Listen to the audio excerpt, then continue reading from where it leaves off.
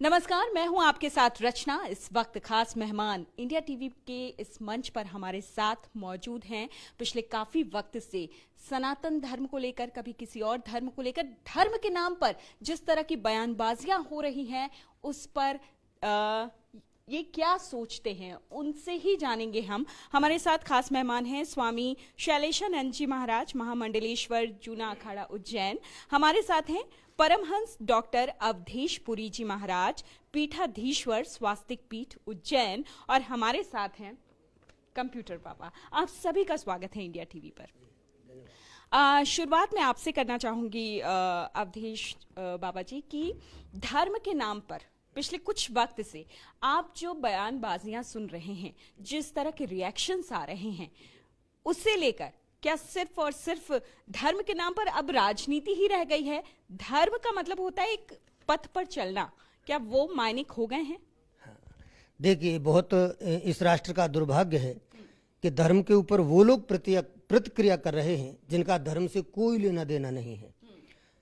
हमेशा एक्शन का रिएक्शन होता है, क्रिया की प्रतिक्रिया होती है। तो जब आप धर्म के ऊपर अनाधिकार रूप से अनर्गल टिप्पणी करेंगे तो नेचुरली इस समाज में प्रतिक्रिया होगी। धर्म को लोग अपने हृदय में धारण करते हैं, धारण करने का नाम ही धर्म है। उस पर जब कोई व्यक्ति बोलता है तो जो उस धर्म के अनुयायी होते हैं उन सबको ठेस पहुंचती है, उनकी आस्था को ठेस पहुंचती है। और वो भी एक राजनेता को, आप किसी भी पार्टी के हो, लेकिन धर्म पर इस प्रकार से अनर्गल टिप्पणी नहीं करनी चाहिए कि हम सनातन को समूल नष्ट कर देंगे। अरे, आप जैसे कितने आए कितने चले गए, आप नष्ट होंगे। आप नष्ट होते हैं, धर्म नष्ट नहीं होता। धारणात् धर्म को तो धारण करता है। ये धरती धर्म को धारण करती है, ये सूर्य धर्म को धारण करता है, चंद्र धर्म को धारण करता है, आकाश धर्म को धारण करता है, अग्नि धर्म को धारण करती है, जल धर्म को धारण करता है, वायु धर्म को धारण करती है। धर्म का मतलब है कर्तव्य का पालन। ये सब अपने अपने कर्तव्य का पालन करते हैं। सूर्य अपने कर्तव्य का पालन करना छोड़ते तो ये सृष्टि समाप्त हो जाएगी। हाँ, जल के अंदर से शीतलता निकल जाए, अपना धर्म छोड़ दे तो आप पानी पीना छोड़ दोगे, जल पीना छोड़ दोगे। तो धर्म छोड़ने की वस्तु नहीं है, नष्ट करने की वस्तु नहीं है। धर्म का अनुकरण करने की आवश्यकता है, धर्म को स्वीकार करने की आवश्यकता है। तो सनातन धर्म पर कोई भी राजनेता इस प्रकार की टिप्पणी करेगा तो समाज में प्रतिक्रिया होगी। मैं तो किसी भी पार्टी से ये कहना चाहूंगा, चाहे वो सत्ता में हो या सत्ता से बाहर हो, कि उनको चिंतन करना चाहिए शिक्षा पर, उनको चिंतन करना चाहिए चिकित्सा पर, उनको चिंतन करना चाहिए बेरोजगारी पर, उनको चिंतन करना चाहिए युवाओं के भविष्य पर। उनको आप शिक्षा भी देते हो, डिग्री भी देते हो, तो आप उनको रोजगार नहीं दे पाते। उन पर चिंतन करना चाहिए। तो ये लोग उन पर चिंतन नहीं करते, ये लोग धर्म पर टिप्पणी करते हैं। अरे यार, धर्म पर टिप्पणी करने के लिए हम साधु संत बैठे हैं ना, हमने पीएचडी किया धर्म पर, हम करेंगे टिप्पणी उस पर जो करनी होगी। आप धर्म पर क्यों टिप्पणी कर रहे हो? और वो भी ऐसी टिप्पणी जिससे लोगों में उबाल आ जाए। तो ये गलत टिप्पणी ऐसी लोगों को नहीं करनी चाहिए। काफी वक्त से मुलम्मा चढ़ा दिया गया है राजनीति का धर्म पर। एक तरीके से ये परिपाटी चली आ रही है, धर्म के आधार पर राजनीति करना, कभी कुछ कहना, कभी कुछ कहना, और राजनीति में धर्म को अपना एक हथियार बनाकर आगे बढ़ना। इस पर आपकी क्या प्रतिक्रिया है? देखिए, सॉफ्ट टारगेट होता है धर्म। धर्म आपके आस्था से जुड़ा है, आपके इमोशन से जुड़ा है। जब आपके अंदर संवेदनशीलता को उकाला देना है, उबालना है, तो उसी समय पर धर्म का उपयोग किया जाता है। देखिए, धर्म के प्रमुख 4 लक्षण हैं, जिसको हम कहते हैं मनुस्मृति में कि वेद स्मृति सदाचार स्वस्य च पर्यात्मना एतत् चतुर्विधम प्राहु साक्षात धर्म से लक्षणम। इसका मतलब ये है कि मैं वेदों में विश्वास रखता हूँ, डॉक्ट्रिन्स जो हैं, हमारी फिलोसॉफीज जो हैं, उनमें विश्वास रखता हूँ, सदाचार से जीवन जीता हूँ, न खुद दुखी होता हूँ, न किसी और को दुख देता हूँ, स्वयं के आनंद में रहता हूँ। तो ये 4 चीज़ों से वंचित किया जा रहा है। धर्म का दुरुपयोग करके धर्म की कुछ बातों को ये इस तरीके से उभारते हैं निजी स्वार्थ के लिए, ताकि जनता के अंदर वो इमोशन पैदा हो जाए और उसे वोटों के अंदर कन्वर्ट किया जाए। तो पोलराइजेशन का एक बहुत वेल प्लान्ड हिडन एजेंडा है, जो कि हिडन न रह करके ओपन हो चुका है। सनातन पर बहुत टीका टिप्पणी हो रही है आजकल। बहुत सारे लोग जो हैं आगे बढ़कर सनातन धर्म को लेकर ऐसी बातें कर रहे हैं जो मुद्दा एक दूसरे को की तरफ, ये मैं कह दूं, कोई एक तरफ बॉल उछाल रहा है, कोई दूसरी तरफ उसी को उछाल रहा है, और बीच में जो बॉल बनी हुई है वो सनातन धर्म है।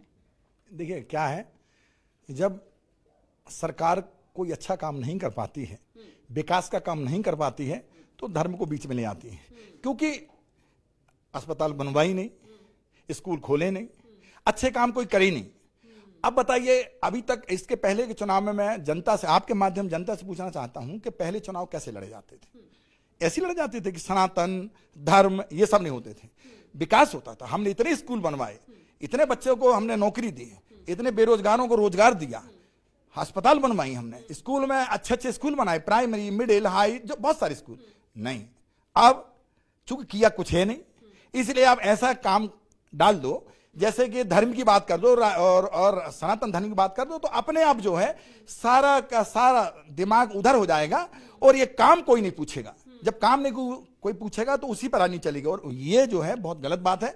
मैं जनता से भी अनुरोध करूंगा कि जनता आप अपने विधायक से, अपने सांसद से, अपने मुख्यमंत्री से, अपने प्रधानमंत्री से पूछे कि आपने क्या किया है, और वोट उस पर ही होना चाहिए, इस पे नहीं कि कौन सनातनी है और कौन नहीं है। अच्छा, वोट की बात आपने की है, क्या वोट इस पर भी होना चाहिए कि हम क्या देंगे?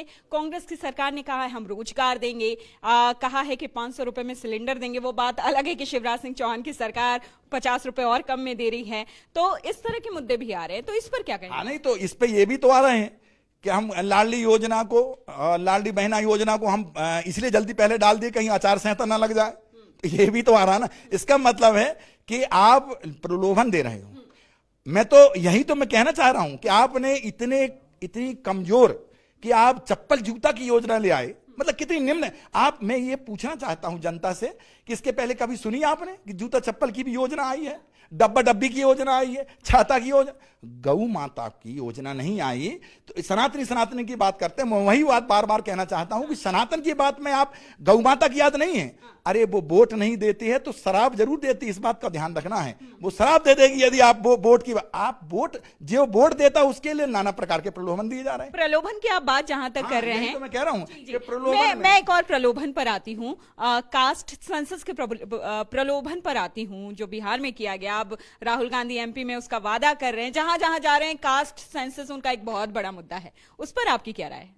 नहीं, देखिएगा अपने अपने स्तर से जब पार्टी की बात आती है, हम उस राजनीति पर चर्चा नहीं करना चाहते, पर सवाल यदि आप वो कह रहे हैं तो वो भी कह रहे हैं, कौन नहीं कह रहा है। आज आप देखिएगा कि प्रश्न का उत्तर तो देगा, कोई प्रश्न करेगा तो उसका उत्तर दूसरा पार्टी देगा। अब वो उन्होंने कह दिया कि हम ये देंगे, तो दूसरी पार्टी ने कहा हम ये देंगे। ये नहीं, हमारा तो पॉइंट है कि यदि आप सरकार में हैं, सरकार में आपने दिया क्या है ये जनता जान रही है। और यदि, और हमारा कर्तव्य है, हम लोगों से पूछते हैं, कांग्रेस की बात पूछते हैं, कांग्रेस से क्यों पूछे भाई? हम सरकार में बीजेपी की है मध्य प्रदेश में, तो हम बीजेपी से पूछेंगे, शिवराज से पूछेंगे, कमलनाथ से पूछेंगे। कमलनाथ से क्यों पूछेंगे? जब कमलनाथ जी आएंगे सरकार में तो हम कमलनाथ से भी पूछेंगे। ये हमारा मुद्दा है। नहीं, मैं ये पूछूंगा कि आप वादे कर रहे हैं, अपने घोषणा पत्र में क्या कह रहे हैं ये अलग विषय है, लेकिन जब आपको अवसर मिला था तब आपने धर्म के लिए क्या किया था, या तो विकास के लिए आपने क्या किया था? ठीक है, अब भाजपा और कांग्रेस की दो पार्टियों की बात करते हैं। दो पार्टियों की जब हम बात करते हैं तो पहले लगातार 10 वर्ष तक कांग्रेस की सरकार रही थी। उस समय पर कांग्रेस ने कितने तो रोड बनाए थे इस प्रदेश में, हम प्रदेश की बात करें तो, और कितने धार्मिक स्थलों का विकास किया था। ये वही महाकाल हैं जब दिग्विजय सिंह जी के 10 वर्ष के शासनकाल में भी रहे थे, और उस समय महाकाल में शाम तक 2000 लोग भी नहीं आते थे। आखिर आज ऐसा क्या हो गया इन पिछले 20 वर्षों में कि आज महाकाल मंदिर में 3 लाख और 5 लाख लोग आ रहे हैं? क्या हो गया और क्यों हो गया? किसने किया? नहीं, वही अभी महाकाल लोग बना। अब आप चूंकि इन्होंने कहा तो उस बात को बोलूं कि महाकाल लोग बना, आपको मालूम है एक हवा में कैसे उड़े? तो बनाया इसलिए है कि भ्रष्टाचार उसमें इतना कूट कूट के भर गया है, इतना पैसा खा लिया है कि इनको इसलिए बनाया है उसको, इतना पैसा कि जिसमें ये जो है अटूट पैसा उन्होंने खा के, और जनरल 1 रुपए की चीज वो में 1000 रुपए का नाम ले दिया, इससे वो रोड पे आ गई। ये मुझे नहीं, ये आपके टीवीओ के माध्यम से दुनिया को मालूम है। तो अच्छा, दूसरा बात उन्होंने क्या किया, क्या बात, आज गौशाला में 1000 गौशालाएं कमलनाथ ने बनवाई अभी 15 महीने में। मैं प्रूफ देट, आप पूछ लीजिए कहीं से भी, ऐसी कोई जिला नहीं है, कोई जिला नहीं है जिसमें गौशाला नहीं बनी। आज वो गौशालाएं सब बंद हो गई। आप बहुत हंस रहे हैं। मैं इसलिए हंस रहा हूं कि गौशालाएं बनी, लेकिन गौशालाओं में गायें नहीं बंधवा पाए थे कमलनाथ जी।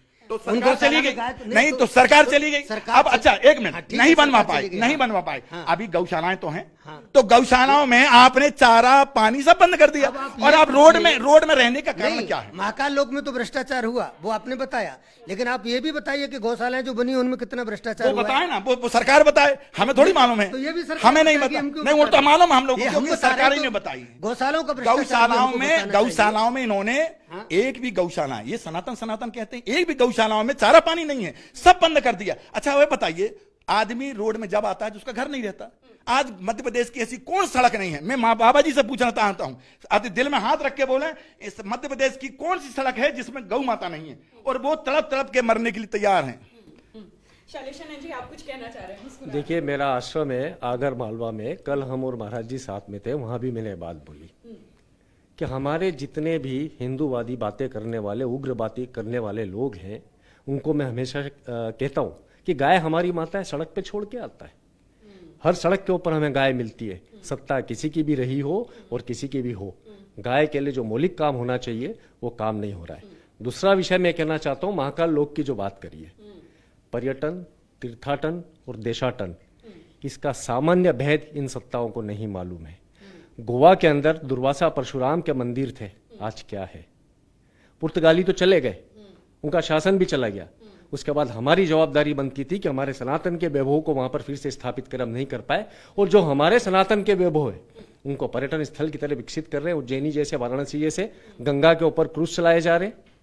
ये क्या हमारे धर्म व्यवस्था का अपमान नहीं है? तो हम सब ये चाहते हैं कि उस नगर का विकास हो। बहुत सालों के बाद में विकास हुआ उस नगर का, उज्जैनी का, इसके लिए साधुवाद है सरकार, किंतु साथ में ही कहीं ना कहीं दिग्भ्रमित दिखती इस विषय के ऊपर, इसे तीर्थ का स्थल बनाया जाए या पर्यटन का स्थल बनाया जाए, इसके ऊपर उन्होंने साधु संतों से कोई सलाह लेना उचित नहीं समझा। सलकनपुर के देवी लोक के लोकार्पण के समय पे कुछ नहीं, नाराजगी नहीं है, उनको बहुत सारी बातों के लिए बधाई है, मैं इसे नाराजगी नहीं कहता, क्योंकि हम सत्ता की गोद में बैठ करके रिमोट कंट्रोल से चलने वाले संत नहीं है। जिसने जो सच किया है वो सच कहेंगे, जिसने जो गलत किया है उसे हम गलत कहेंगे। सलकनपुर के अंदर लोकार्पण के समय पे शिवराज जी ने कहा था कि द्वितीय लोक के लोकार्पण के पूर्व हम आप लोगों से सलाह लेंगे कि हमें कैसे विकसित करना चाहिए। हमारी आपकी एक कॉमन सलाह थी, सामान्य सलाह, कि जो आउटर 84 महादेव है उनका विकास किया जाए। कॉरिडोर जो शब्द होता है वो नगर के आसपास होता है। आप विश्व के सभी धर्मस्थलों पर चले जाइए, अन्य धर्म के, उन्होंने उस नगर को कैसे विकसित किया है, या हमारे उज्जैनी का जो पारंपरिक प्राचीन वैभव होता, जिसको हम हिस्टोरिकल इंपॉर्टेंस का प्लेस कहते हैं, पिलग्रिमेज प्लेसेस कहते हैं, उसके अंदर एक मास्टर मैपिंग होता है। वो मास्टर मैपिंग आपने कैसे बनवाया, हमें ला करके दे दीजिए। द्वितीय लोक का लोकार्पण हो गया, आप तलाश करवाइए, उसका मास्टर मैप है क्या, उसका मास्टर प्लान है क्या?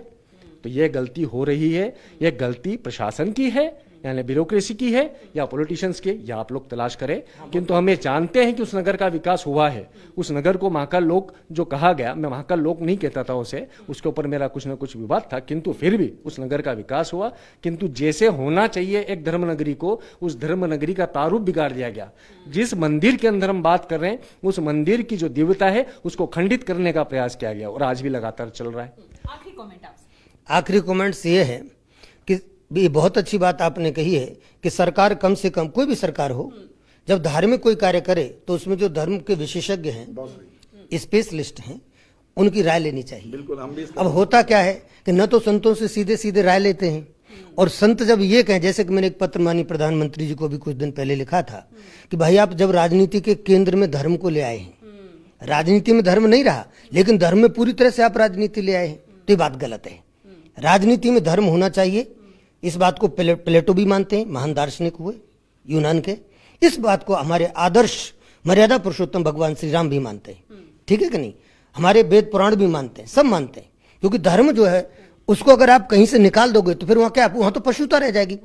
तो एक पशु व्यक्ति, पशु बुद्धि रखने वाला व्यक्ति समाज का नेतृत्व कैसे कर सकता है, जनप्रतिनिधि कैसे हो सकता है? तो उसके अंदर धर्म होना चाहिए। इसका अर्थ राजनीति में धर्म होना चाहिए।